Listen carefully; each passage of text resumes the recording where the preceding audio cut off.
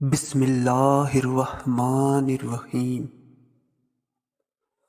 اللہ کے نام سے شروع جو بڑا مہربان اور نہایت رحم والا ہے۔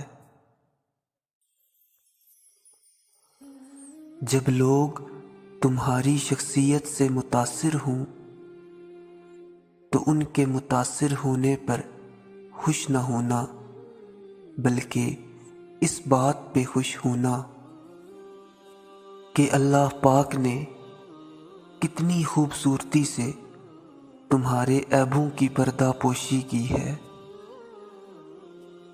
بے شک اللہ پاک ہی عزت دینے والا ہے۔ اپنی خواہشات پر کڑی نظر رکھو۔ بعض خواہشات کی پیروی ہمارے ایمان کو کھوکھلا کر دیتی ہیں۔ ہم کب اور کتنا اپنے رب سے دور ہو چکے ہوتے ہیں، ہمیں اس کا ادراک نہیں ہوتا۔ زندگی کی کتاب کے اوراق کو پلٹ کر دیکھا، دھندلی یادوں کے عکس ملے، کچھ اچھے کچھ برے ذہن کے پردے پر لہرائے۔ کبھی روٹھنا کبھی ماننا تھا، بچپن بھی کتنا سہانا تھا۔ کاغذ کی کشتیاں بارش کے پانی میں چلاتے تھے، کبھی جیت تھی کبھی ہار تھی، زندگی خوشگوار تھی۔ ہر دور، ہر زمانے، ہر علاقے اور ہر بستی اور ہر شخص کے لیے سنت نبوی صلی اللہ علیہ وآلہ وسلم کی وہی حیثیت ہے جو حضرت نوح علیہ السلام کی کشتی کی تھی کہ جو سوار ہو گیا وہ بچے گا اور جو سوار نہیں ہوا وہ ہلاک ہوگا۔ بے بسی کی انتہا ہوتی ہے اس مقام پر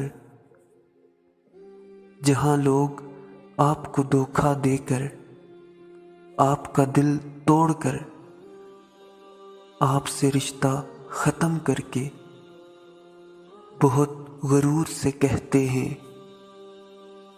اس میں بھی اللہ پاک کی کوئی مصلحت ہوگی۔ تین قسم کے لوگوں کے پاس کبھی نہ بیٹھنا۔ نمبر 1 منافق، نمبر 2 جھوٹا اور نمبر 3 مطلبی۔ سارے دن سب کے لیے اچھے اور سب کے لیے برے نہیں ہوتے، اور نہ ہی اللہ پاک ہر انسان کو ہر قسم کی تنگی دیتا ہے۔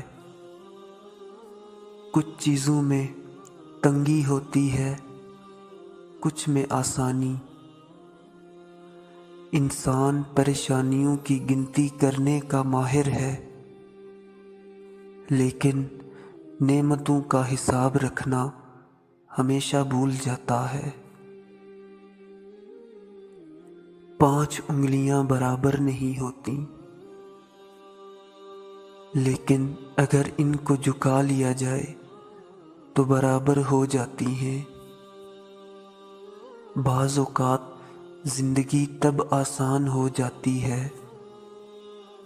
جب ہم جھکتے ہیں اور نرم رویہ اختیار کرتے ہیں۔ میری زندگی میں آنے والے تمام گھٹیا لوگوں کا شکریہ جن سے میں نے یہ سیکھا کہ مجھے ان جیسا نہیں بننا۔ ہمیشہ سچائی کے راستے کا انتخاب کریں،